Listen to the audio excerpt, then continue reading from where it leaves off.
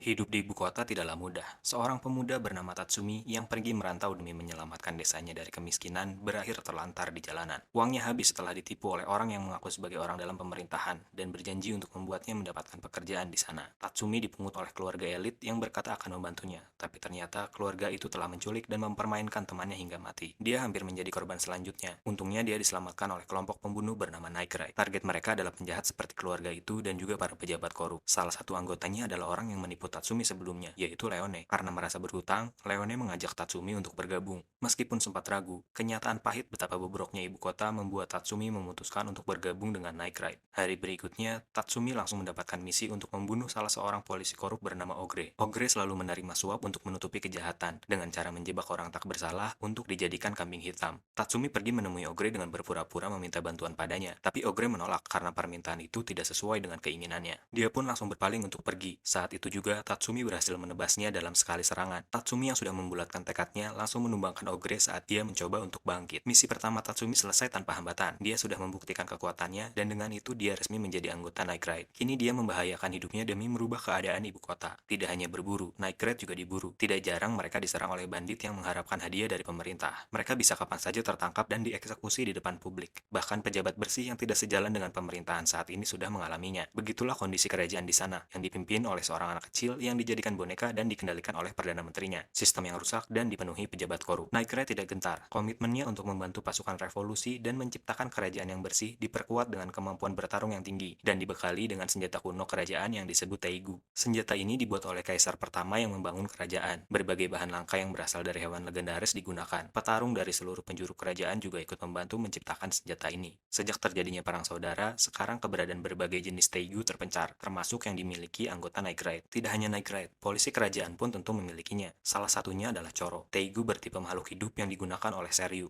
anak buah Ogre yang sebelumnya dibunuh oleh Tatsumi. Shile, salah satu anggota Night Ride, menjadi korban saat menghadapinya. Ini adalah sebuah pukulan telak. Ditambah lagi, Jenderal SD telah kembali ke ibu kota setelah membasmi salah satu suku di bagian utara kerajaan. Dia memiliki Teigu yang dapat mengendalikan es, salah satu senjata kerajaan terkuat. SD memulai perburuan. Dia memancing Night Ride dengan menugaskan pelayannya untuk membunuh beberapa politikus bersih yang menentang Perdana Menteri. Meskipun tahu itu adalah jebakan, Night Ride tetap memutuskan untuk menolong orang-orang tak bersalah yang menjadi target selanjutnya. Dalam tugas itu, Tatsumi dan Bulat berhadapan dengan 3 pelayan SD sekaligus. Bulat menjadi korban selanjutnya pada pertarungan ini setelah mengalahkan 2 orang. Tatsumi mewarisi Inkarsio, Teigu berupa zirah perang milik Bulat dan berhasil mengalahkan lawan terakhir. Sudah 2 anggota Night Ride yang gugur sejak kedatangan Tatsumi. Di sisi lain, SD dikabarkan sedang membentuk pasukan khusus untuk menggantikan pelayannya yang telah dikalahkan. Pasukan itu diberi nama Jega. Salah satu anggotanya adalah Seryu yang telah membunuh Shile. SD juga membuat sebuah perlombaan untuk mencari pengguna Teigu yang tersisa di istana. Tidak hanya itu, hadiah uang dengan jumlah besar juga disediakan. Tatsumi yang belum masuk daftar buronan pun ikut serta karena dia membutuhkan uang untuk dikirim ke desanya. Perlombaan itu bisa dia menangkan dengan mudah. Tidak hanya itu, Tatsumi juga berhasil membuat SD jatuh hati. Meskipun terkenal sebagai jenderal yang kejam, ternyata ada maksud lain dari perlombaan ini. SD sedang mencari pasangan, dan senyum polos Tatsumi berhasil memikatnya. SD membawa Tatsumi ke istana dan mengikutsertakannya saat Jaeger menjalankan misi, dan itu adalah kesempatan untuk kabur. Dengan membawa informasi soal kekuatan anggota Jaeger yang telah dia lihat, Tatsumi berhasil kembali ke markas dijemput Akame dan Lubok. Sayangnya, jalur pelarian mereka berhasil terlacak oleh Dr. Stylist, salah satu anggota Jaeger. Dia adalah ilmuwan gila yang bisa memodifikasi tubuh manusia. Bahkan Seryu berhasil menang melawan Shile karena itu. Dr. Stylist menyerang markas rahasia Night Ride dengan pasukan manusia modifikasi miliknya. Tatsumi dan Main berhasil mengalahkan salah satu musuh pengguna Teigu milik Shile yang sebelumnya dirampas. Akame dan Lubok juga mengalahkan musuh lainnya dengan mudah. Tapi setelah berkumpul, mereka semua kecuali Tatsumi tiba-tiba lumpuh terkena racun yang telah disebarkan di udara. Untungnya Kapten Agenda datang. Dengan bantuan Susanoo, Teigu berwujud manusia dengan daya tempur sangat kuat berhasil mengalahkan lawan yang tersisa.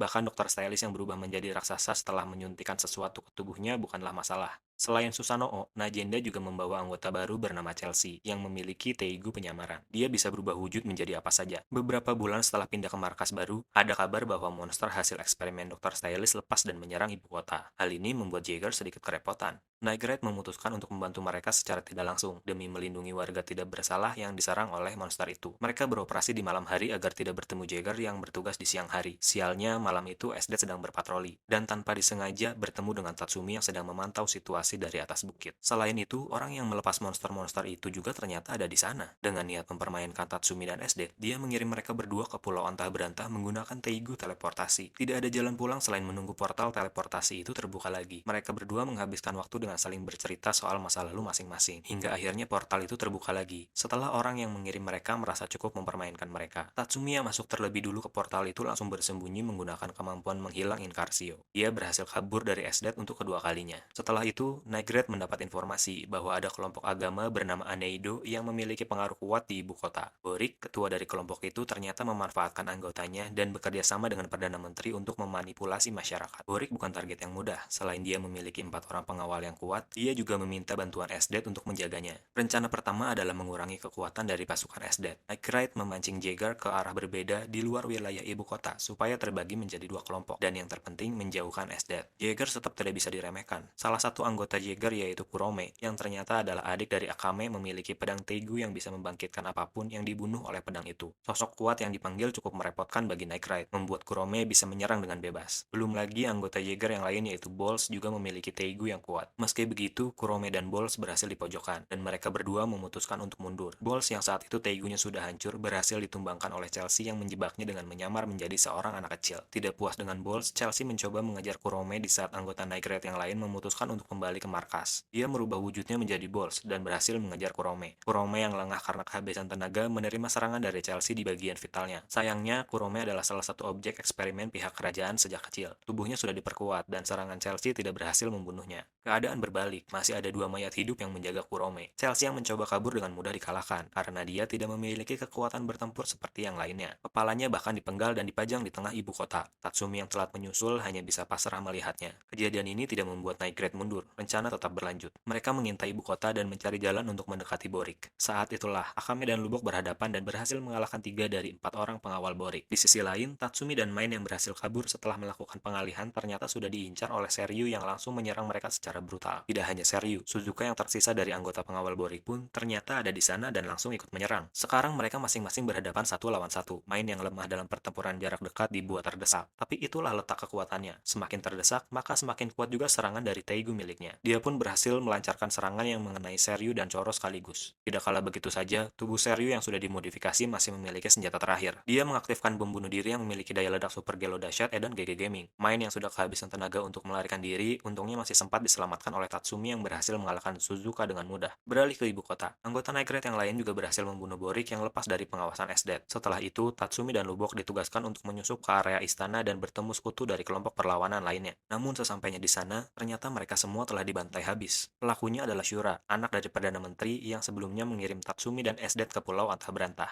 Sekarang, Tatsumi dan Lubok harus melawan Shura yang dibantu oleh jenderal besar bernama Budo. Lubok yang berhadapan dengan Shura dikirim ke dimensi lain. Setelah banyak serangan yang gagal mengenai Shura, ternyata Lubok memasang jebakan benang kuat dengan Teigu miliknya, dan berhasil menarik Shura masuk ke dalam dimensi itu saat portalnya masih terbuka. Walaupun berhasil mengalahkan lawannya, Lubok yang terjatuh dari portal sudah ditunggu oleh pasukan kerajaan lain dan tidak bisa menghindar dari tombak-tombak yang diarahkan padanya. Tatsumi yang belum cukup kuat untuk mengalahkan jenderal besar Budo juga dikalahkan. Tatsumi tidak langsung dibunuh, dia akan dieksekusi di depan publik sebagai pesan ancaman yang ditujukan kepada pasukan revolusi, khususnya Night Night tidak takut. Kali ini mereka menyerang secara terang-terangan di tempat di mana Tatsumi akan dieksekusi. Pertempuran tidak bisa dihindari. Najenda berhadapan langsung dengan SDET. Leone dan Main dibuat terdesak oleh Budo, dan seperti sebelumnya, itu justru membuat serangan Main menjadi lebih kuat. Tidak diduga, serangan itu bisa mengalahkan seorang jenderal besar. Akame datang setelah mengambil Inkursio yang telah dirampas dan berhasil menyelamatkan Tatsumi. Najenda yang masih kewalahan memberi perintah untuk mundur.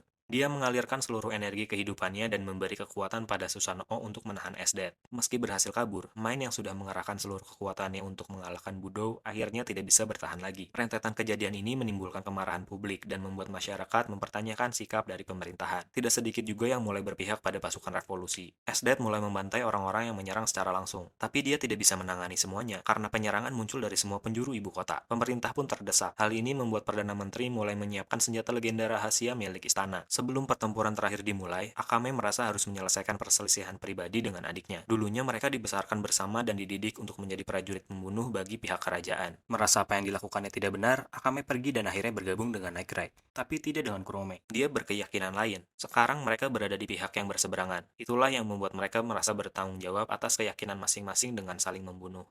Sayangnya pertempuran mereka dinodai oleh kedatangan Wave, salah satu anggota Jaeger yang ingin membantu Kurome. Untungnya, Tatsumi yang mengerti betapa pentingnya pertarungan ini untuk kakak beradik itu datang tepat waktu. Dia memastikan tidak ada yang mengganggu mereka berdua dengan mengalihkan Wave. Akame yang lebih unggul berhasil menghunuskan pedang pada adik tercintanya itu. Pertarungan kali ini bukan soal menang kalah, tapi bagaimana keyakinan itu bahkan bisa mengorbankan perasaan. Lanjut. Night Raid bergabung dengan pasukan revolusi yang lain dan langsung menyerang ke dalam istana. Tatsumi, Akame, dan Leone berhadapan dengan Ran. Dia adalah seorang akademisi, dan sama seperti Night Raid, dia juga sadar betapa korupnya pemerintahan saat ini. Dia punya tujuan yang sama, tapi Ran tidak setuju dengan cara kekerasan yang dilakukan Night Raid. Dia lebih memilih untuk mengubah sistem dari dalam. Mereka tidak peduli soal itu, dan Ran bukanlah target utama saat ini. Tatsumi dan Akame menyerahkannya pada Leone. Mereka berdua langsung menuju ke tempat Perdana Menteri dan datang tepat waktu di saat Kaisar sedang meragukan cara kepemimpinannya yang sekarang menyebabkan kerusuhan. Tatsumi mencoba menyadarkannya bahwa semua ini adalah hasil manipulasi Perdana Menteri. Kaisar yang sudah tercuci otaknya langsung memanggil senjata legenda milik istana yang sebelumnya sudah disiapkan. Tenggelam oleh amarah dan kebingungan, dia melancarkan serangan mahadahsyat Super Gelo GG Gaming viral terbaru ke arah kota. Tidak hanya sekali, Kaisar menyerang dengan membabi buta. Tatsumi Uzumaki tidak menyerah. Dia masih mencoba untuk menyadarkannya. Tanpa diduga, Wave datang membantu Tatsumi. Melihat pertarungan kakak beradik sebelumnya membuat dia sadar pihak mana yang harus dibela. Setelah gagal melancarkan banyak serangan, tekad Tatsumi yang membawa harapan teman-temannya membangkitkan wujud asli Incursio. Dengan seluruh kekuatannya, dia berhasil menembus titik lemah dari senjata milik Kaisar. Tapi sayang, dia harus kehilangan nyawa setelah menggunakan sisa tenaganya untuk menahan senjata raksasa itu yang akan jatuh menimpa seisi kota. Perjuangan belum selesai, masih ada Esdet yang siap menyerang. Setelah Najenda kehilangan Susanoo dan energi kehidupannya, sekarang hanya tersisa Akame yang bisa melawan. Serangan biasa tidak mempan melawan Jenderal S itu. Akame menggoreskan Murasame ke tangannya sendiri. Dia membiarkan pedang iblis itu menguasai dirinya sebagai ganti kekuatan yang luar biasa. Dia bahkan bisa lolos dari teknik andalan Esdet yang bisa membekukan waktu. Dan akhirnya Akame berhasil mengenai Esdet di saat lengah.